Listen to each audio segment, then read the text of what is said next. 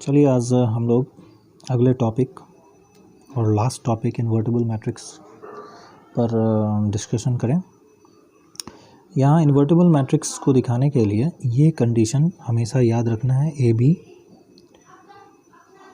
Equal to B A equal to I, जहाँ A और B एक स्क्वायर मैट्रिक्स, दोनों का दोनों स्क्वायर मैट्रिक्स है।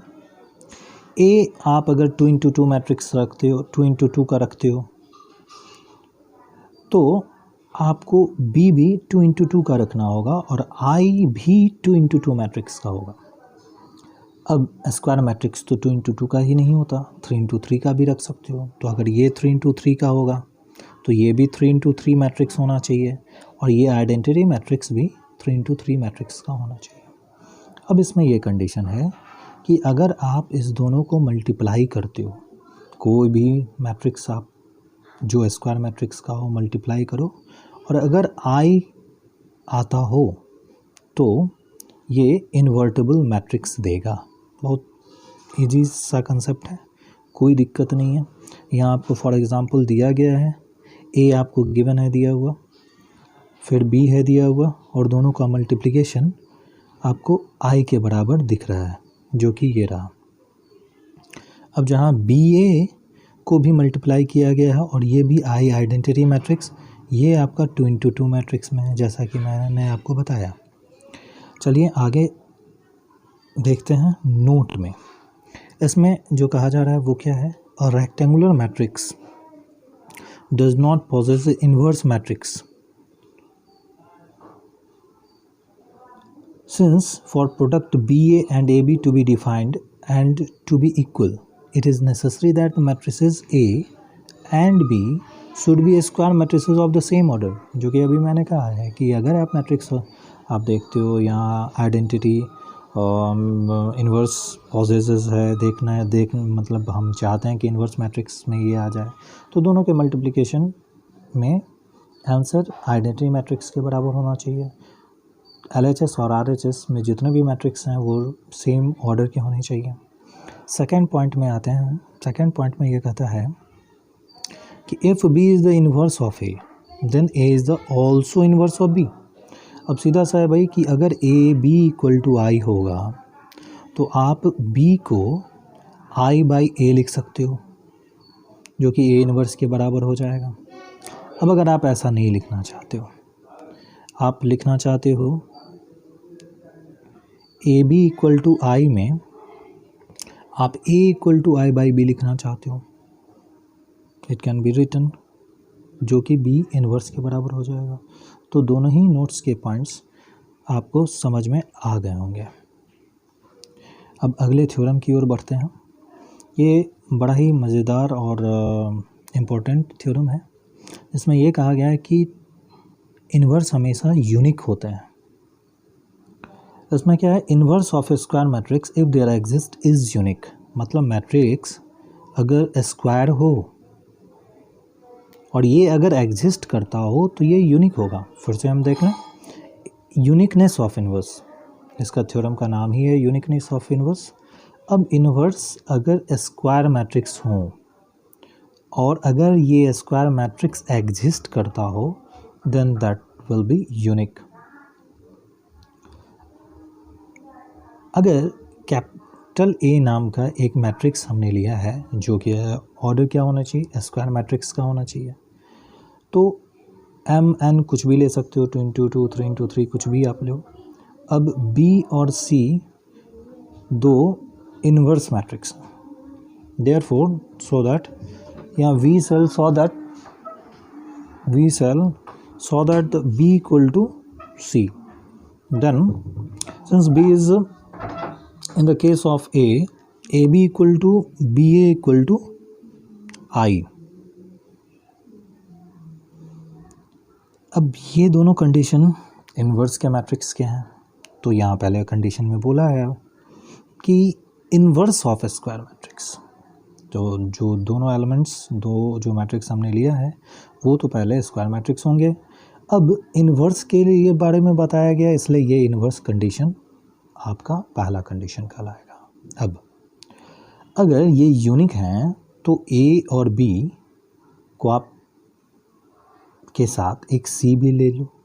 सी क्या, तो सी एक इन्वर्स मैट्रिक्स के रूप में आपको देखना है। अब अगर सी इन्वर्स मैट्रिक्स के रूप में आपको देखना है तो ए सी और सी ए इक्वल टू आई भी आप लिख सकते हो सेकंड कंडीशन से। पहले ए और बी को इन्वर्स मैट्रिक्स में आपको देखना था तो ए बी या फिर बी ए इक्वल टू आई।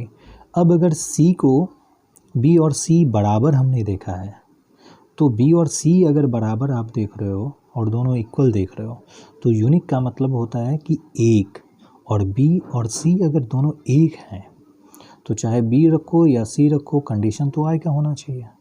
तो इसी कंडीशन को फुलफ़िल करने के लिए ये पहला condition A B equal to B A equal to I को इंगित करता है, और दूसरा जो कि सी है एक अलग इन्वर्स जो बी और सी दोनों बराबर दिखा रहे हैं, तो ए सी और C A equal to I second condition बन गया। अब इसको अगर आप दोनों कंडीशन को मिलाते हो तो बी, ये बी ए जो है वो आई के बराबर है। यहाँ से देखते हैं, ये बी जो है B equal to B I और आई के जगह यहाँ आई ए सी लिखा गया है जो कि यहाँ है। ये ए सी इसलिए क्योंकि ये ए बी से मल्टीप्लाई होगा और फिर पहला कंडीशन दे देगा। ये बी ए हो गया जो कि आई देगा और फिर आई इंटू सी, सी के बराबर हो गया। कोई दिक्कत नहीं होनी चाहिए क्योंकि ये कंडीशन अभी अभी इन्वर्स मैट्रिक्स में हमने देखा है। चलिए अगले थ्योरम की ओर बढ़ते हैं। If A and B are the invertible matrices of the same order then A B inverse equal to B inverse A inverse. अब देखें जरा, ए और बी चलिए पहले से इन्वर्टिबल मैट्रिक्स है और सेम ऑर्डर का भी है। अब ए बी इन्वर्स जो है वो बी इन्वर्स ए इन्वर्स के इक्वल होने चाहिए। तो जैसा कि आपको मैंने बताया कि इन्वर्स की अभी अभी हम लोगों ने उसको डिफ़ाइन किया है, उसका डेफिनेशन हम लोगों ने किया है। अब उसके यूजेस को कैसे कैसे वो यहाँ प्रूव करना है वो हम लोग ज़रा देखने वाले हैं। अब ए बी का होल इन्वर्स आ रहा है। ए बी का यहाँ दो ए बी, ए और बी अलग अलग मैट्रिक्स जैसे वहाँ दिखाए गए थे वैसे ही यहाँ पे प्रूफ में देखना है कि ए बी और A B inverse equal to I equal to 1 है। तो डेफिनेशन हम लोगों ने जो पढ़ा है ए बी इक्वल टू आई, तो हम लोग ये लिख सकते हैं कि ए और ए इन्वर्स इक्वल टू आई या 1, यहीं के कंडीशन है क्योंकि ए को आप बी इन्वर्स लिख सकते हो और बी को ए इन्वर्स लिख सकते हो। तो बी को अगर आप ए इन्वर्स लिख सकते हो तो ए और ए इन्वर्स तो आई के या बराबर या 1 के बराबर, क्योंकि वहाँ पे भी आप आइडेंटिटी मैट्रिक्स के रूप में दिखा रहे हो। अब चलते हैं यहाँ कि अगर ए और ए इन्वर्स आई के बराबर लिखा जा सकता है तो यहाँ अगर ए बी एक कलेक्टिवली एक मैट्रिक्स को दिखा रहा है जो कि प्रोडक्ट ऑफ मैट्रिक्स है और दूसरा ए बी इन्वर्स है जो कि आपका पहला लाइन है, ये 1 के बराबर होगा। अब इसके ऑर्डर्स को इधर उधर करके हम लोग को ये प्रूव करना है कि वो बी इन्वर्स ए इन्वर्स के बराबर आ जाए। तो अब देखें कि इसमें से ब्रैकेट के ऑर्डर्स को हमने चेंज किया है। ए इन्वर्स ए बी और ए बी इन्वर्स में दोनों साइड ए इन्वर्स से मल्टीप्लाई हुआ।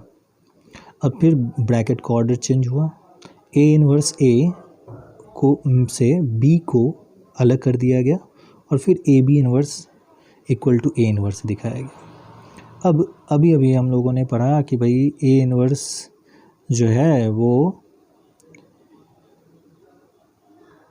इन्वर्स ए और ए दोनों आई देगा, देन ये कंडीशन ये दे रहा है और B A B inverse as it is यहाँ उतारेगा, ए इन्वर्स के बराबर होगा। अब आई जो कि आइडेंटिटी मैट्रिक्स है बी से मल्टीप्लाई होगा तो ऑब्वियसली बी ही देगा, जी हाँ, और A B inverse equal to A inverse हो गया। अब फिर चूँकि बी के आगे, इस लाइन के आगे फिर से आपको एक देख लो, इस लाइन के आगे आप फिर से मल्टीप्लाई करने जा रहे हो, क्योंकि यहाँ बी इन्वर्स अगर मल्टीप्लाई कर दिए जाए तो कुछ टर्म और भी हट जाएंगे। तो बी इन्वर्स बी और ए बी इन्वर्स, फिर से यहाँ बी इन्वर्स और ए इन्वर्स आ रहा है।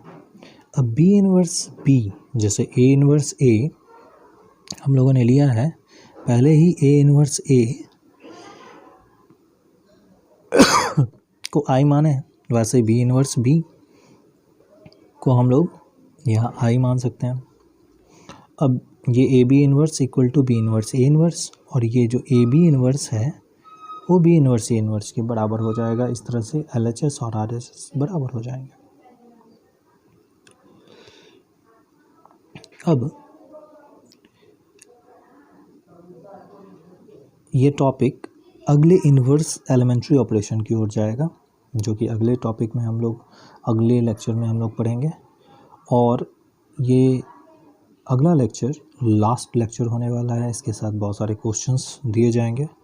इसलिए जो भी स्टूडेंट अभी घर बैठे हैं उनको ये चैप्टर रिवाइज कर ही लेना है, क्योंकि लास्ट के दिनों में इन चैप्टर्स को रिवाइज करने का मौका शायद नहीं मिले, क्योंकि लॉकडाउन के बाद हम सभी जो हैं वो सिलेबस को कंप्लीट करने में लगेंगे, सारे लोग लगेंगे, सारे जो भी टीचर्स हैं, क्योंकि टाइम थोड़ा कम हो जाएगा। तो इन चीज़ों को देखते हुए आप घर पे बैठ के अच्छे से पढ़ाई करें।